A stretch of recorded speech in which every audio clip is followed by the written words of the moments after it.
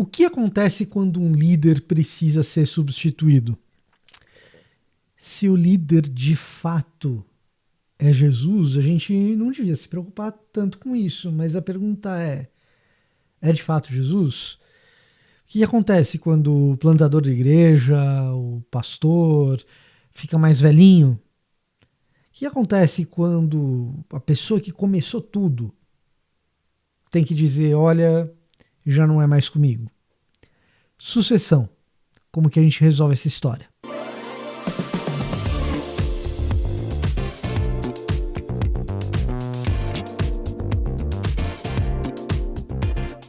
Olá, eu sou o Victor Fontana, esse aqui é o meu canal, ele pode ser um pouco seu também, para isso basta que você se inscreva nesse canal, ative as notificações, deixe o seu like, deixe o seu comentário, tudo isso é muito importante aqui para esse canal, que sim, cresce com isso, mas você também obtém uma vantagem ao fazer isso. Quando você deixa o seu like, quando você se inscreve, quando você ativa as notificações, o YouTube identifica que você gosta de Bíblia e de teologia, porque é disso que a gente trata aqui todos os dias. Bíblia, teologia, e hoje não é diferente, a gente trabalha sobre um aspecto prático da vida da igreja a partir do livro de Deuteronômio, que a gente lê na Bíblia 365. Deuteronômio capítulo 31,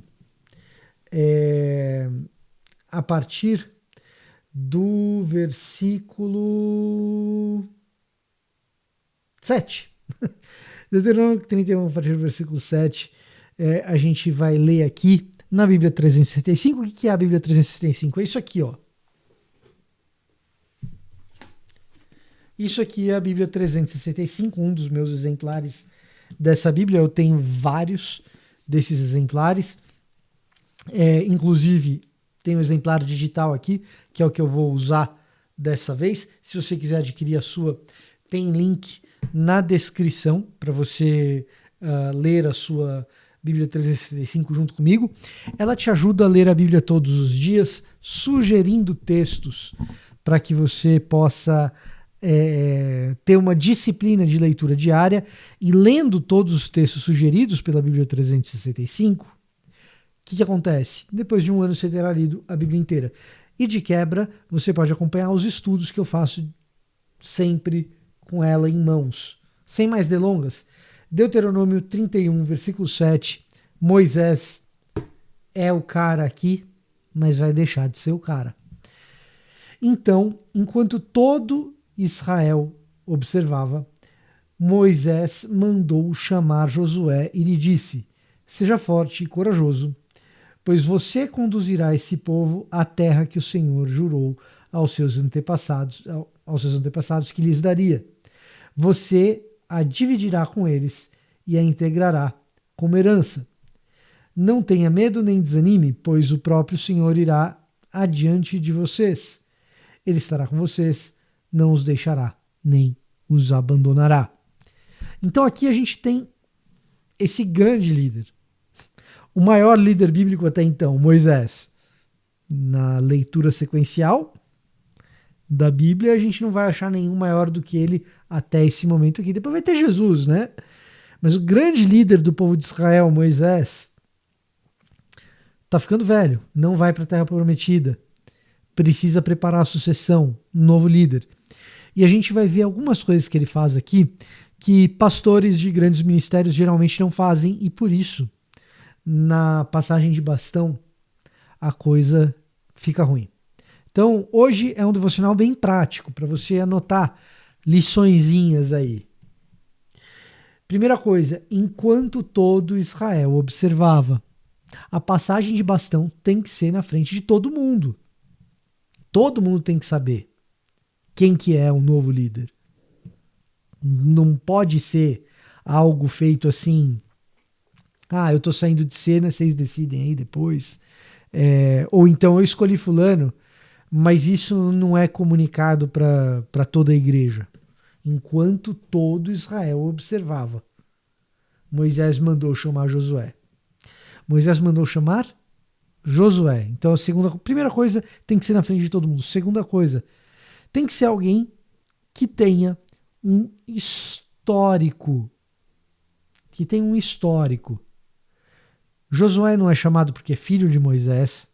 Josué não é chamado porque ele é talentoso. Josué não é chamado porque é carismático. Josué tem um histórico. E um histórico diante de Deus. Josué não tem um histórico de sucesso mensurável por qualquer padrão. Josué tem um histórico diante de Deus. Junto ali aos espias, ele com Caleb foram os caras que se mantiveram fiéis. Então, você não chama porque é filho, você não chama porque é bonito, não, você chama porque o cara tem um histórico, tá? Então, segunda coisa. Terceira coisa, você prepara esse líder porque a sucessão vai ser difícil. Seja forte e corajoso. Não tenha medo nem desanime. Por que Moisés está fazendo isso? Porque não vai ser fácil. Ah, mas o cara tem um histórico. Ele tem um histórico, mas daqui para frente é outra história. Então, essa pessoa ela precisa ser preparada para o que vem adiante. O líder que está passando o bastão precisa deixar claro quais são os desafios. E aqui Moisés está fazendo isso. Você conduzirá esse povo. E Moisés sabe muito bem que conduzir esse povo não é fácil. Moisés sofreu na mão desse povo, viu? Moisés sofreu na mão desse povo. Então, primeiro, você faz na frente de todo mundo. Segundo, você chama um cara com histórico. Terceiro, você prepara esse cara com histórico para o desafio que vem por aí. Quarto, você não vai me substituir como o cara, porque eu não sou o cara. Quem vai fazer as coisas não é você, porque quem fazia as coisas não era eu. Quem vai fazer é Deus, e você vai só ser um instrumento na mão dele. Pois o próprio Senhor irá diante de vocês. Ele estará com vocês e não os deixará, nem os abandonará. Quem vai fazer o trabalho é Deus. Eu tenho um histórico, mas o histórico não é que eu sou super talentoso. Aqui o eu é retórico, não sou eu, tá? É um eu retórico. Eu tenho um histórico, mas não é o meu histórico porque eu sou super talentoso. É o meu histórico porque eu tenho um histórico de piedade diante de Deus. Por quê? Porque é Deus que vai fazer. Se tem esses mega ministérios, o cara não faz a transição direito, aí o que acontece? Você cria, durante o ministério, um monte de estruturas. Essas estruturas custam caro. E aí você tem dificuldade para manter. Por quê? Porque o líder morre, fica velho e tal. E aí aquele monte de gente que sustentava o ministério para de ir, porque não tem mais o líder. Eu queria ir para ouvir a pregação do fulano. Não tem mais a pregação do fulano, deixa para lá. E aí a arrecadação do ministério cai e as estruturas continuam lá, um custo fixo altíssimo. O que a liderança é tentada a fazer? Escolher alguém que traga o povo de volta. Então eu vou escolher o melhor pregador, o melhor administrador, o melhor gestor. E utiliza os critérios, desculpa a palavra, mundanos, seculares, para trazer um novo líder. O que acontece? Cara, a igreja cai na teologia da prosperidade, a liderança se corrompe, você tem casos de adultério, manipulação, a lista é extensa dos problemas. Eu vi isso se repetir N vezes. Agora, a outra abordagem é: o ministério não é meu, o ministério é de Jesus. Então, em primeiro lugar, eu já não criei tantas estruturas com custo fixo tão alto assim. Porque o ministério é de Jesus, não precisa. Mas, de qualquer forma, o ministério é de Jesus, é ele que está fazendo. É o Senhor que está na frente.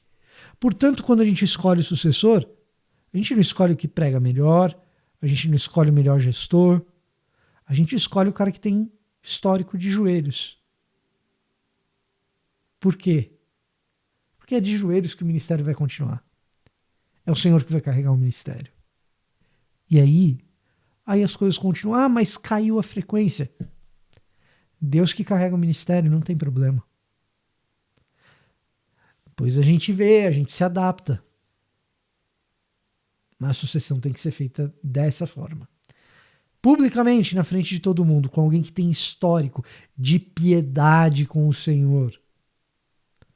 Preparando essa pessoa para os desafios que ela vai encontrar. Sabendo que não foi o líder anterior que construiu. e nem vai ser o próximo líder que vai continuar. É o Senhor que está na frente. 4 dicas práticas aqui a partir dessa sucessão.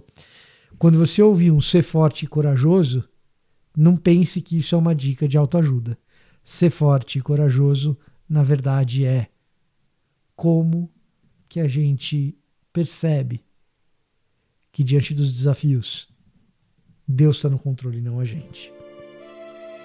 Esse era o meu recado para hoje. Eu vou ficando por aqui. Até a próxima.